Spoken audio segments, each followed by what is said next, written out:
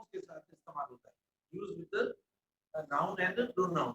Preposition का जो ताल्लुक होता है वो बिल्कुल नाउन और प्रोनाउन के साथ होता है, लेकिन ये कोई काफी नहीं है, सफिशिएंट नहीं है कि हम डेफिनेशन बता के ये कहें कि अब जो हमने सीख लिया, नहीं।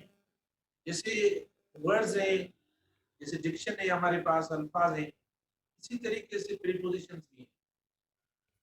हम कोशिश करेंगे कि इस पार्ट ऑफ स्पीच को भी मजे से और आराम से पढ़ें या इनको समझें। बहुत इंपॉर्टेंट टॉपिक है और इंशाल्लाह आप देखना, भरपूर कोशिश करूंगा आपको इस वर्ड को भी, इस पार्ट ऑफ स्पीच को भी सिंप्लीफाई करके पढ़ाऊं और कंसेप्चुअली पढ़ाऊं।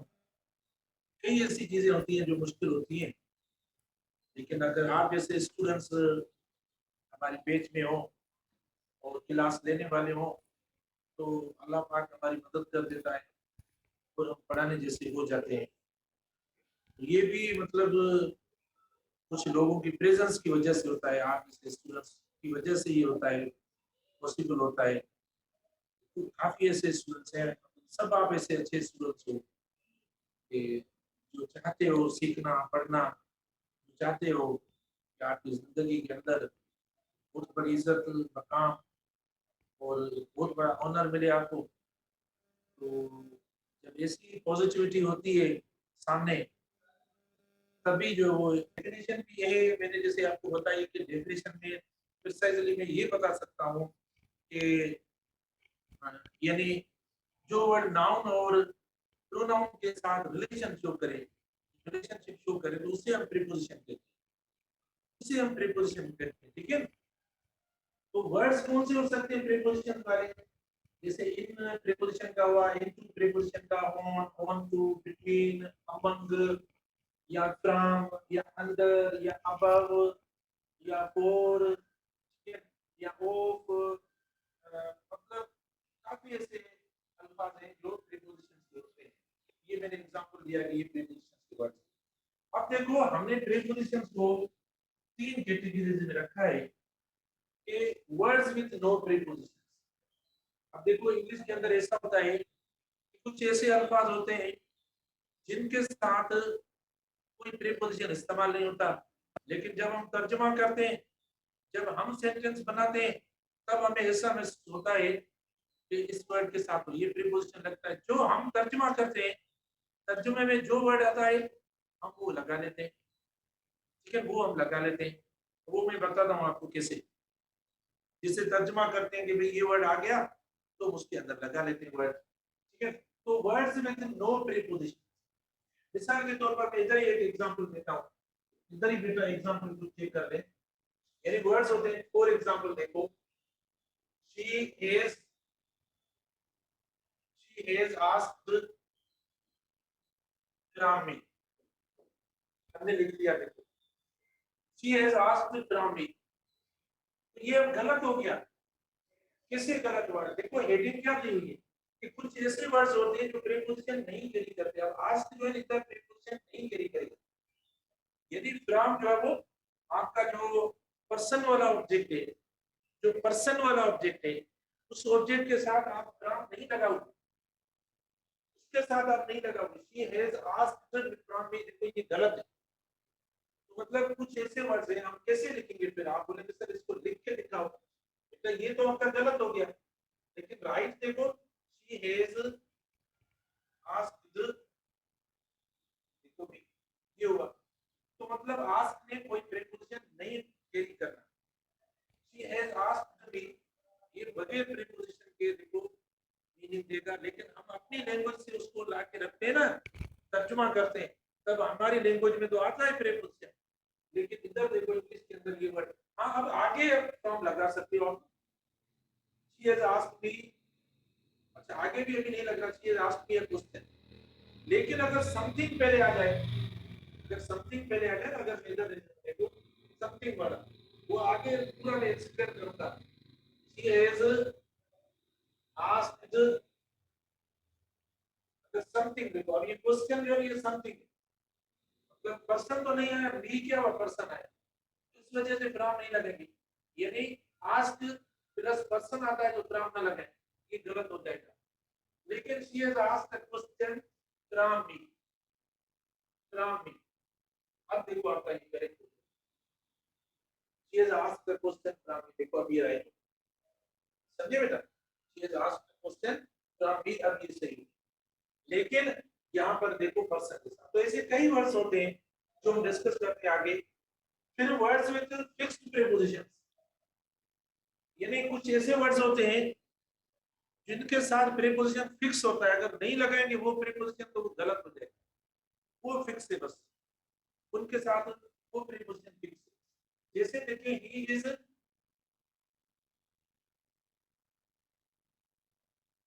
इज अफ्रेड ऑफ, या इज अफ्रेड ऑफ, या from a test, he is afraid of या फ्रॉम अ टेस्ट। तो अब देखो यहाँ पर हमने दो प्रीपोजिशंस लगा लिए, तो अब ये गलत है, मतलब इनके साथ प्रीपोजिशन फिक्स है, कौन सा? वो देखो फिक्स है, हम वही लगाएंगे। हमने क्या इस्तेमाल किया है? फ्रॉम इस्तेमाल किया, जो कि गलत है। तो कुछ ऐसे वर्ड्स होते हैं जो फिक्स्ड प्रीपोजिशन के साथ आते हैं, मतलब कोई दूसरा प्रीपोजिशन आप लगाएंगे तो भी गलत और ना लगाएंगे तो भी गलत, उनके साथ प्रीपोजिशन सेट है, आप कोई इस्तेमाल नहीं कर सकते, ठीक है ना? तो ये दूसरी कैटेगरी। तीसरी कैटेगरी क्या है? वर्ड्स विद डिफरेंट प्रीपोजिशन, जब कोई एक वर्ड होता है उसके साथ मुख्तलिफ प्रीपोजिशन भी इस्तेमाल होते हैं, इसीलिए थोड़ा ये मुश्किल हो रहा है। देखो यानी एक वर्ड के साथ आप दो मतलब इस्तेमाल कर सकते हो, जिससे मिसाल के तौर पर हमने ये इस्तेमाल किया, he is fond of books, fond के साथ देखो हमने of इस्तेमाल किया, fond के साथ देखो of इस्तेमाल किया। लेकिन आप देखिए he has fondness for books, तो देखो प्रीपोजिशन चेंज हो गया। देखो तकरीबन वर्ड एक है, पार्ट ऑफ स्पीच चेंज हुआ है, ठीक है, फोन है और फोन से, तो आप देखो मतलब इससे भी चेंज हो सकता है, ठीक है, इससे भी देखो हमने इस्तेमाल कर लिया। या वर्ड डिपेंड है, या मिसाल के तौर पर आप देखें शी, वर्ड एक है, शी डिपेंड, अपॉन भी हो रहा है और ऑन भी आ रहा है, she depend sorry depends upon on her parents, ठीक है बेटा? देखो वर्ड्स विद डिफरेंट प्रीपोजिशंस, तो वर्ड एक बस नहीं, लेकिन देखो ये भी प्रीपोजिशन इस्तेमाल हो रहा है, ये भी हो रहा है, यानी अपॉन भी हो रहा है, ऑन भी हो रहा है।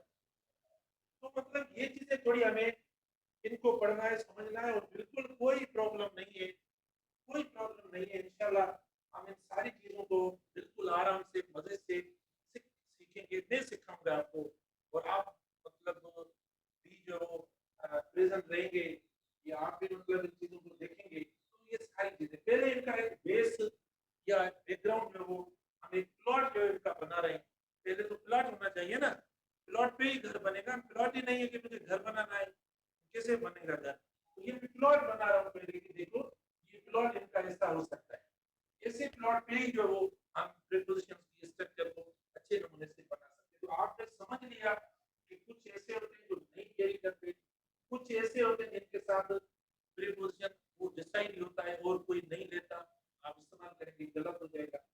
कुछ ऐसे वर्ड्स होते हैं जिनके साथ यानी मुख्तलिफ प्रीपोजिशन इस्तेमाल हो सकता है, ये बात होती है। चलो अब पहली कैटेगरी को देखते हैं, इस कैटेगरी को कि वर्ड्स विद नो प्रीपोजिशन, तो मतलब कोशिश करते हैं कि जितने भी हो सके वर्ड्स हम वो यानी हमको देखिए, मैंने वर्ड्स पे लिखे हैं कुछ कोशिश करके।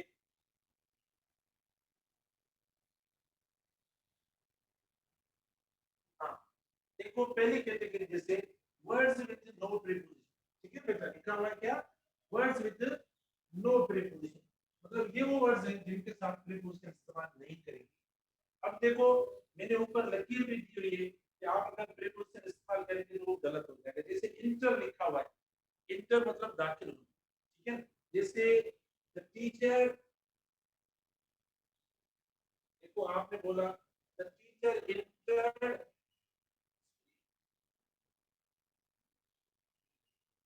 The teacher is the teacher has entered into या in,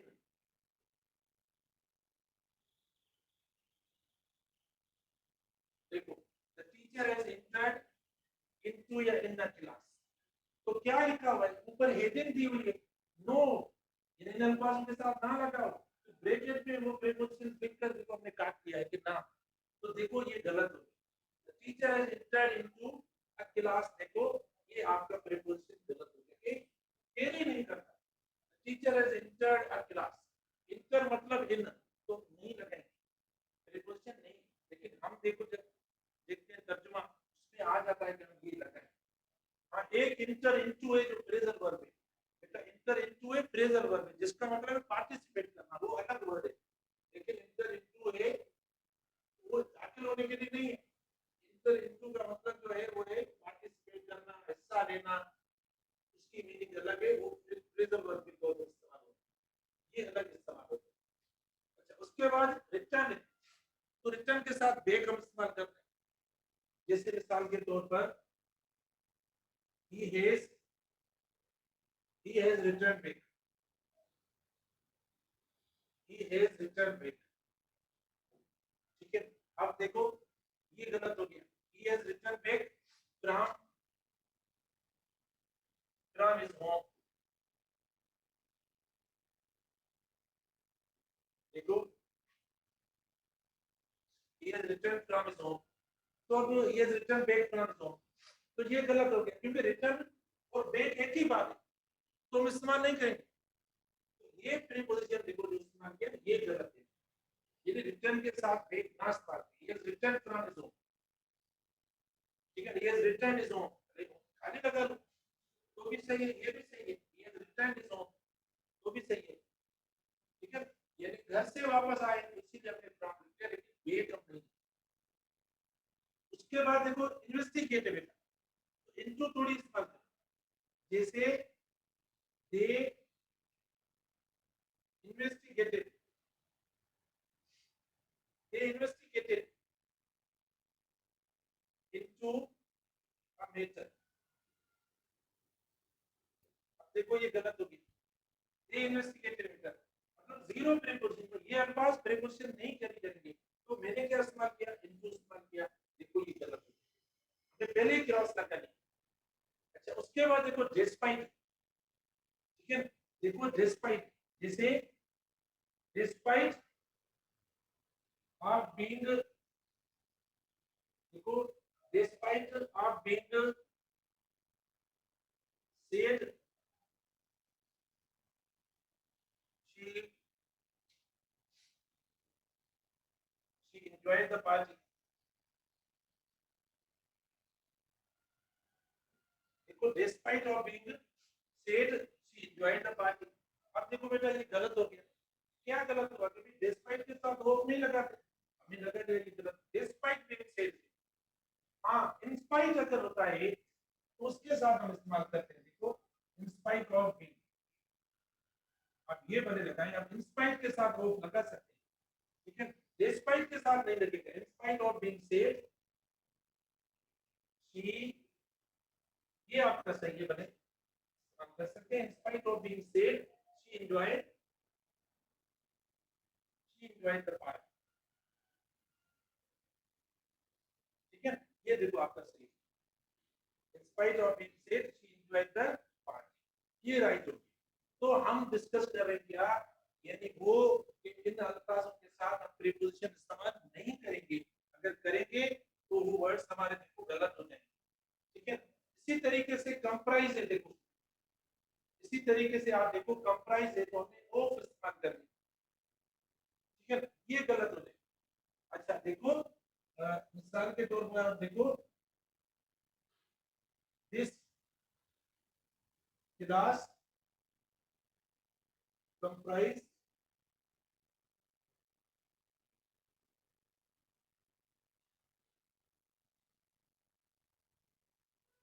ठीक है, this class comprises many students. ये देखो, लेकिन कंसिस्ट के साथ हम देखो वो इस्तेमाल करते हैं, लेकिन कंसिस्ट के साथ वो इस्तेमाल करते हैं, लेकिन इधर अगर आपने इस्तेमाल किया हो तो ये गलत हो। This class is consisted of many students, ठीक है, this class consisted of many students. आप इनके साथ आप लगाएं, भले लगाएं,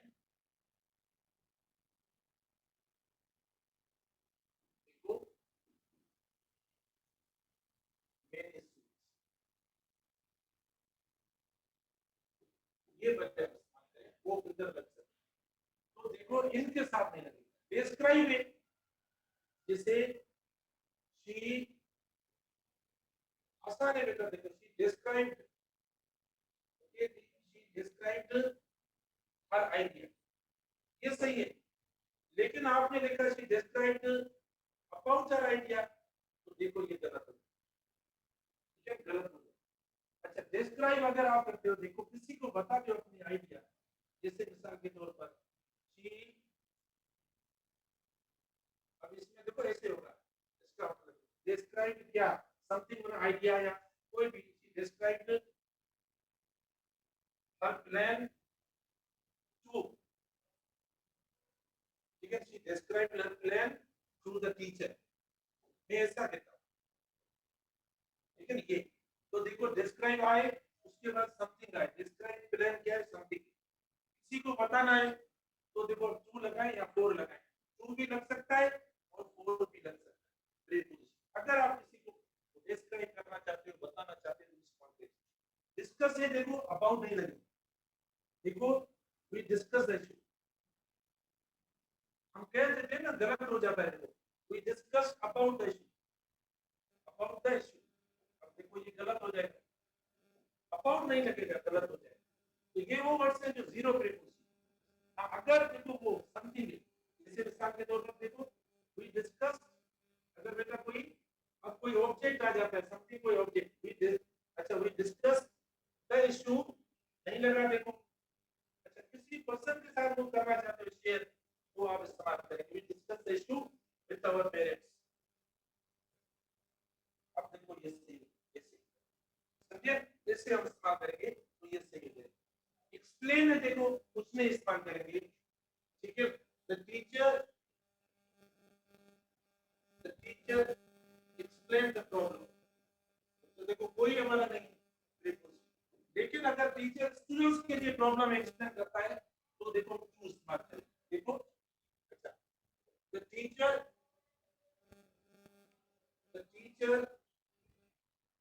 एक्सप्लेन, थोड़ी थोड़ा देखो फर्क है, explain the problem, explain the problem to students, ये स्टूडेंट्स के लिए, स्टूडेंट्स के लिए प्रॉब्लम एक्सप्लेन किया, देखो एक्सप्लेन समथिंग, समथिंग मतलब क्या, प्रॉब्लम, किसको, किसके लिए, स्टूडेंट्स के लिए होगी। अच्छा, उसके बाद देखो अटैक समबडी समथिंग, तो हम इस्तेमाल नहीं करेंगे, देखो they attack, they attack him, तो हमने कुछ नहीं इस्तेमाल किया, देखो, लेकिन किसी चीज इंस्ट्रूमेंट से आप किसी पे हमला करते हो तो विद लगाएंगे, देखो they attack, they attack him, भाई किससे, विद द गन, तो देखो हमने इस्तेमाल कर दिया विद, फिर पहले नहीं आया, emphasize, she emphasized her idea, मतलब कुछ नहीं इस्तेमाल किया हमने, कुछ नहीं, लेकिन एम्फेसिस होता है ना, एम्फेसिस ऑन होता है, नाउन जो होता है वो, रिजेंबल हम कहते हैं, देखो मुशाबहत रखना, तो भी हम कुछ नहीं इस्तेमाल करते, ठीक है, they resemble, they resemble, okay, they resemble their parents, तो देखो ये सही हो गया, लेकिन हमने अगर इस्तेमाल किया कि they resemble with their parents, तो ये गलत हो जाएगा, they resemble with their parents, तो मतलब ये वो वर्ड्स है जो प्रीपोजिशन नहीं कैरी करते, मतलब ये हमारा गलत हो गया, समझे, इस तरीके से ये चीजें गलत हो गई। जैसे अप्रोच है तो आप नहीं इस्तेमाल करेंगे टू होल्डर, ठीक है, he approached to me, आपने अगर इस्तेमाल किया he approached to me, देखो ये गलत हो जाएगा, समझे बेटा, यानी अप्रोच के साथ हम टू इस्तेमाल नहीं करेंगे। और ऐसे और भी वर्ड्स हैं काफी, जैसे एडवाइस पढ़ा है, आस्क पढ़ा है, बेग पढ़ा है, इनकरेज पढ़ा है, इनवाइट पढ़ा है, टेल पढ़ा है। अगर आपने टू अगर इस्तेमाल किया तो बेटा गलत हो जाएगा। हमने आस्क के बारे में तो अभी किया है, जैसे मिसाल के तौर पर देखो, ओके, elders advise us, देखो ये हो गया, तो हमने कुछ टू वगैरह नहीं इस्तेमाल किया। लेकिन टू डू समथिंग, कुछ करने के लिए, तो ये टू जो है इंफिनिटिव है, प्रीपोजिशन नहीं है। elders advise us to do hard work, या जो भी इस्तेमाल करें, या to remain okay, to remain polite to everyone, ये पोलाइट के साथ लगा है। elders advise us to remain polite to everyone, ठीक है बेटा, ये हो elders advise us to remain polite to everyone। तो आप देखें हमने एडवाइस के साथ कुछ नहीं इस्तेमाल किया, एडवाइस के साथ कुछ नहीं इस्तेमाल किया। या देखो इनकरेज लिखा हुआ है, ठीक है, इनकरेज लिखा हुआ है, दे इनकरेज अस, देखो मैंने इनकरेज के साथ कोई मतलब टू अगर प्रीपोजिशन नहीं इस्तेमाल किया। ये वो वर्ड्स हैं जो जीरो प्रीपोजिशन मतलब कैरी करने वाले वर्ड्स हैं, आप इनके साथ कोई प्रीपोजिशन इस्तेमाल नहीं करेंगे, ठीक है, करेंगे तो वो गलत हो जाएगा।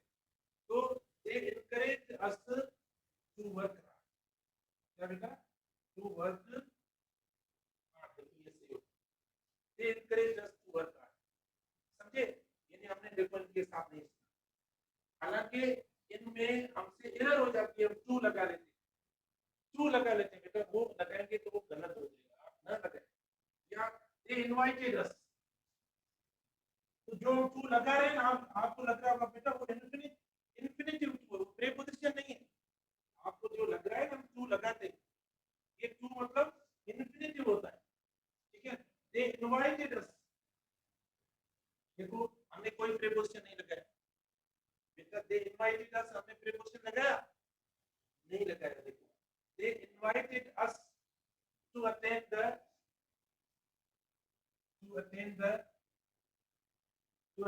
ceremony,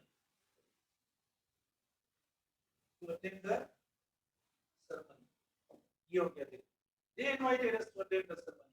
तो इनवाइटेड के साथ देखो ऑब्जेक्ट है, हमने प्रीपोजिशन इस्तेमाल किया, ठीक है। तो ये सब ट्रांजिटिव वर्ड्स होते हैं, जो ट्रांजिटिव वर्ड्स होते हैं ना, उनके साथ मोस्टली देखो हम प्रीपोजिशन नहीं इस्तेमाल कर रहे हैं, ट्रांजिटिव वर्ड के तौर पर आ रहा है, देखो advice, ask, beg, encourage, invite, tell वगैरह, ये विदाउट टू या किसी दूसरे प्रीपोजिशन के इस्तेमाल हुए हैं। तो आप देखेंगे आपका राइट ऑप्शन हो गया इस तरीके से। तो इनमें जो हमने अभी वर्ड्स आज जो डिस्कस किए, आपने देखा बेटा शुरू से लेकर जो टॉपिक अभी हमने आज डिस्कस किया है, वर्ड्स विद नो प्रीपोजिशन, यानी वो वर्ड्स जो मतलब नहीं कैरी करते, इसी टॉपिक को जो हमने मतलब डिस्कस किया है। अभी जो कॉमन वर्ड्स हैं, देखो हमने कोशिश की कि कॉमन जो वर्ड्स हैं जिनके साथ हम मिस्टेकली प्रीपोजिशन इस्तेमाल करते हैं, लेकिन उन प्रीपोजिशन का कोई रोल नहीं होता, वो हमें गलती करवा देते हैं सेंटेंस के अंदर, इसीलिए वो हम इस्तेमाल करेंगे तो वो मिस्टेक हो जाएगी हमारी, तो हमने उनको अवॉइड किया है, वो अवॉइड करना चाहिए। और वो कौन से वर्ड्स हैं उनके साथ, हालांकि मैंने ये एग्जांपल्स किए, इन टॉपिक के बारे में हमने गहराई से अभी तक नहीं पढ़ा, सिर्फ इसको एक्सप्लेन किया है हमने थारोली, ठीक है। तो आपने देखा यानी उनमें हमें जो वर्ड्स नजर आएंगे ये वर्ड्स हैं, ठीक है। कहीं कहीं अगर कोई एक वर्ड वगैरह, जैसे देखो मैंने आपको बताया इंटर तो ये मीनिंग चेंज हो जाती है, लेकिन दाखिल होने के कांसेप्ट में हम इस्तेमाल नहीं करेंगे, तो ये वो वर्ड्स हैं जो जीरो प्रीपोजिशन कैरी करने वाले हैं, इनके साथ हम कोई प्रीपोजिशन इस्तेमाल नहीं करेंगे। अब हम आगे भी थोड़ा देखेंगे इंशाल्लाह, लेकिन आज इतना मेरे ख्याल में काफी, ओके।